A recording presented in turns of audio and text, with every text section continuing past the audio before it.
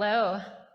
Thanks to HITLAB for having me today. I've spent about the last 20 years in market access, and a majority of that time has been within the diabetes care space. I'm going to take this time to review some of the aspects of coverage for insulin delivery devices, which also translates over to digital and other connected health devices. Been able to speak with some of you even during this conference. This seems to be a pretty hot topic right now. Many times organizations will fully vet their digital health or medical device product through human factors testing, research, clinical trials, yet coverage is an afterthought. This can turn into a frustrating experience when trying to vet your product and get your product in the hands of patients or consumers where there's a lack of visibility into actually what's required or needed. And without access or coverage, a company can fall prey to not getting their product in the hands of patients or consumers. My agenda, disclosure. So here at Tandem Diabetes Care, we're a global insulin delivery and diabetes technology company. We're based in San Diego, California, and we create new possibilities for people living with diabetes, their loved ones, as well as healthcare practitioners. So Tandem takes a human-centered approach to design, development, and support, delivering innovative products and services for people who use insulin. So Tandem manufactures and sells the t:slim X2 insulin pump with Control-IQ technology. And our goal is to get this life-changing product in the hands of patients, but as healthcare costs increase, payers are using medical policies and cost containment tools to control coverage. Unfortunately, some tools being utilized may prohibit a patient from using a product their healthcare practitioner prescribes to them. So looking at the current ecosystem, so the components of the system include the t:slim X2 insulin pump, the Control-IQ embedded algorithm, CGM, which is also known as continuous glucose monitoring, with the app embedded into the cloud. So the features of the pump include a touch screen interface, patented micro-delivery technology, and display data from the patient's CGM to make treatment decisions. There's a micro USB port to allow the patient to recharge, becoming eco-friendly with no disposable batteries. There's a mobile app which also allows the patient the freedom to bolus directly from a choice of over 40 different smartphones. So data is stored in the cloud, creating data in a feedback loop for patients and the patient and the HCP, thus creating a full ecosystem that works for the patient and then the HCP community as well. So what exactly is Control-IQ technology? So Control-IQ, also known as CIQ, is an advanced hybrid closed loop system. So advanced gets the patient the correction, and then hybrid closed loop modulates basal, and hybrid because you have to still enter meals and bolus for them. This technology provides next level insulin therapy to patients in real time. And there's a demonstrated reduced burden of hypoglycemia with the previous algorithm Basal-IQ, and then now with Control-IQ, we're reducing the burden of hyperglycemia. So Control-IQ was originally funded by the NIH, and this was the first time a medical device company relied on a multi-center NIH trial to provide pivotal data to go to market. There's one therapy for every patient, and it's the one that they use. And we have shifted the burden of compliance from people to the technology. We've found the greater the degree of the product complexity and use of time, the greater the degree of non-adherence of the patient. So we've explored those ways to decrease complexity and time.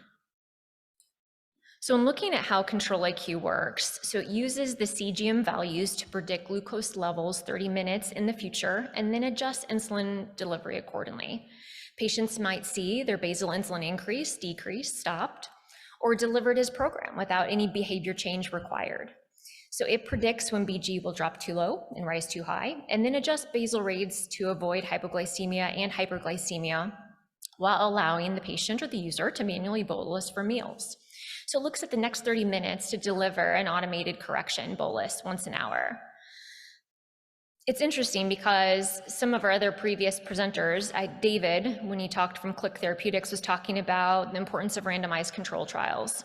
So Control-IQ has its roots in over 400,000 clinical trial hours, 10 years of clinical research. Control-IQ was an RCT, and time in range was sustained over 6 months. So we looked at it from a lot of different perspectives, looking at from adherence. 100% of the patients stayed on the trial after 6 months. 85% of trials, as we know, may not complete because of a high percentage of dropouts. behavior change. There was no learning period required and sustained benefit for all populations. And then in terms of outcomes, looking at the primary outcome was an 11% increase in time in range with a 0.8% reduction in A1C over 6 months. So to better understand payer coverage, product commercialization and research teams should really augment their product strategy by forming partnerships too with market access or their coverage partners to really assist in navigating and creating features to address both the patient and then the payer pain points as well. So when we look at this, we all know the patient is always at the center of every product technology we create or design. So how can we really solve this duality of the patient-centered approach and then incorporate coverage with that as well? So creating patient coverage and access now means that there's patient choice for a diverse set of patients who want to relieve the burden of diabetes and increase quality for life. Over 43 million living with type 1 outside the US and 2 million here in the US who struggle with the above listed areas, as well as with quality of life, diversity, burden of diabetes as well. Taking these into account to ensure patients can have and will have their product covered is a priority.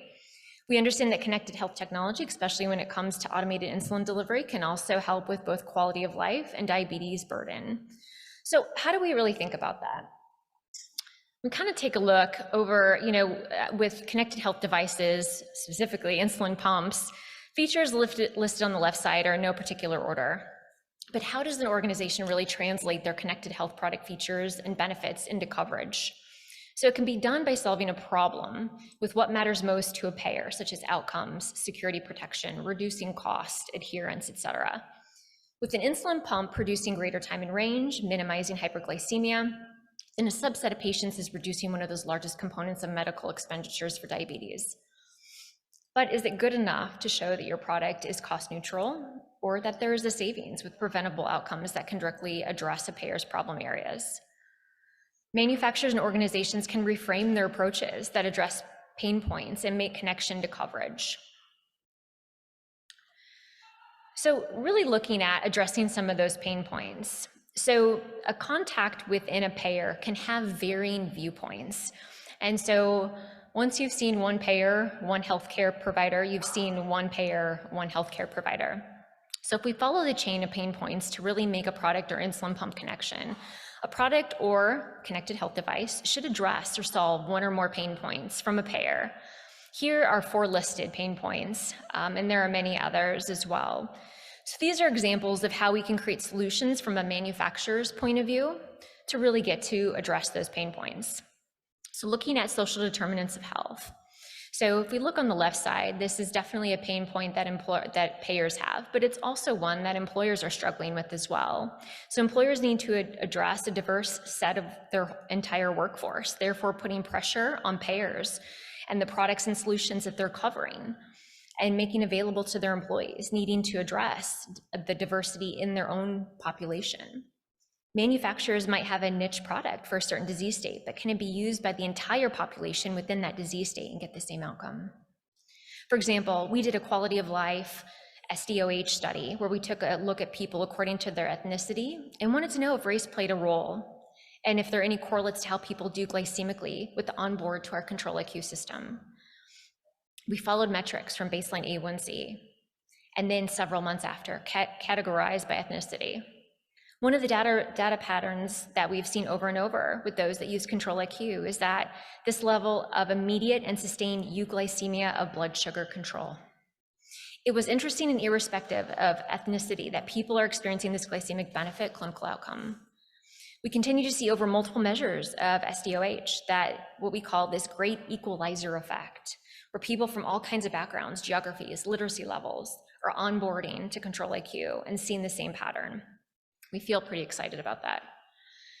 Cost reduction. So employers are also facing too that they need to stay within the confines of a healthcare budget, an established healthcare budget, to continue to try to reduce those expenditures. So does the product fit within an employer's allocated plan, or will it add to their PMPM or PMPY? It may go beyond product cost and also an evaluation of healthcare savings. And adherence, when we look at that, an employer doesn't want to go over budget. So bringing on a new product or solution, is the patient adherent? then it makes sense that costs might stabilize or decrease. Therefore, both cost reduction and adherence can go hand in hand. If an employer is forecasting spend, but patients and employees are dropping off the product before outcomes are achieved, then employer or plan spend has just increased. For connected health companies, we're looking at that behavior change. Is there one associated with the product or not? Also, from a security perspective, there's a fiduciary duty to members, employees, and patients to protect all healthcare information and data. And how does that security chain ultimately protect the patient? Many entities are now requiring certain products achieve and maintain certain certifications, such as HITRUST and others. Overall, another pain point for those entities is headcount. So it takes payer headcount to monitor and manage all of these, as well as any contract that a manufacturer engages in. Therefore, these areas need to be fully vetted. And what do people want, and where's the alignment within the payer? So we can agree that the patient and the payer want improved outcomes. And there's some details to each of these pain points that really need to be reviewed. So if we look at some manufacturer solutions and details, so we kind of talked about some of the pain points, but what does that really mean in terms of a detailed plan when asking for coverage? So how can each of those areas really be leveraged? Whether it's going for a direct contract with the payer, just trying to get distribution of your product to allow coverage and get the product in the hands of each patient. So for claims, can claims be reviewed? If not, will both the payer and the manufacturer trust each other's data to follow trends with that increase or decrease in utilization or adherence, whether it's using claims data or CTs, trial data? If your organization does not have the means to benchmark satisfaction through NPS, maybe by watching some of those utilization patterns and claims, that might be a marker for evaluating whether adherence can just be an issue, as well as if those are satisfied as well. SDOH, can your product or solution clearly address that risk or vulnerable populations to tie it back to pain points of either the payer or the employer? And data. So one thing we like to really look at is quality of life. So we like to parlay that back to adherence as well, and then utilization. So if we take sleep, for example, it's something we've been measuring intensely. So sleep is emerging as an important part and modifiable factor that's essential for optimizing diabetes outcomes. Poor sleep quality has been associated with increased symptoms of negative effect and stress, impaired quality of life, disease management, as well as increase in A1C.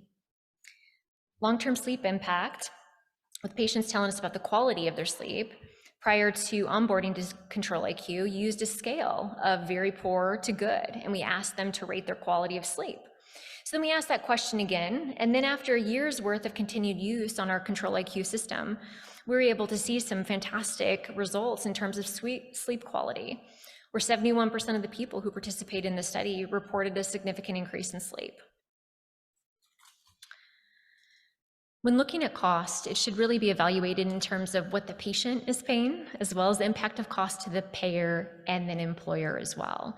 So we look at the underlying cost of savings and parts of the organization that sometimes we may not consider that might have an after effect over into pharmacy, ER, hospitalizations, PT, et cetera. And then behavior change. So when a connected health device, medical device, digital health device is created, is it okay, if there's a behavior change involved? And that's fine, and maybe sometimes there's not, but how does that affect adherence, which may affect cost? So is there a comparable in the market, which does not require behavior change, that then the payer will be comparing your product to?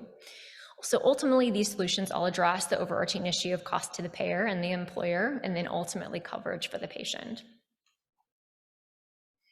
So looking at messaging, when we're talking about trying to create that really meaningful clinical impact of medical device, so trying to figure out, we kind of start with an example of outcomes, which kind of means in a product sense, really kind of controlling for our product those highs and those lows to prevent unnecessary hospitalizations, ER rides, ambulance costs, et cetera. So we look at those long-term complications. So the message around Control-IQ is that with its unique algorithm feature, these are contrasted to other commercially available hybrid closed-loop systems. Secondly, payers are looking to contract and grant coverage to products that won't cause harm, but then also in a security sense, they also don't put the patient's private health information at risk. So the message is really around achieving measures beyond what is minimally required. There needs to be insurance that the patient is protected.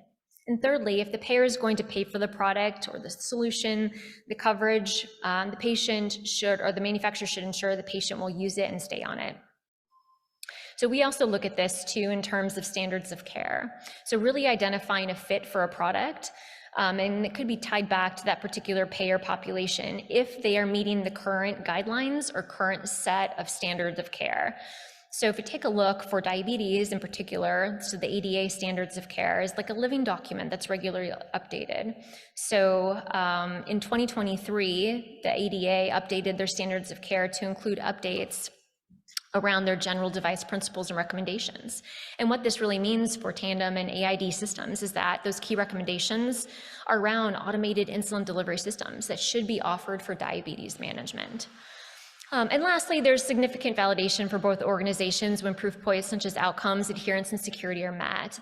These can be great and mutually beneficial for economics for both parties. So messaging can take many forms, not just the ones outlined here. Of course, when looking at your product, digital health product, et cetera, there's so many areas that can be, and commonalities that can be explored as well to really have meaningful clinical impact when presenting your product's value proposition. And this is by no means an exhaustive list. I think I'm coming up on time. So looking at some closing thoughts here. So one, I always like to seek to understand, so really kind of framing that offering to solve a payer's problems. So how will the offering solve that issue? And then defining that unmet need, which I've seen a lot of the same theme throughout some of these presentations as well. So explain past failures, current options, and where that patient population is eligible for treatment. And then two, aiming for reasonable coverage, right? This might look different for so many of us when it comes to either having a direct contract, getting your product available through some type of distribution as well.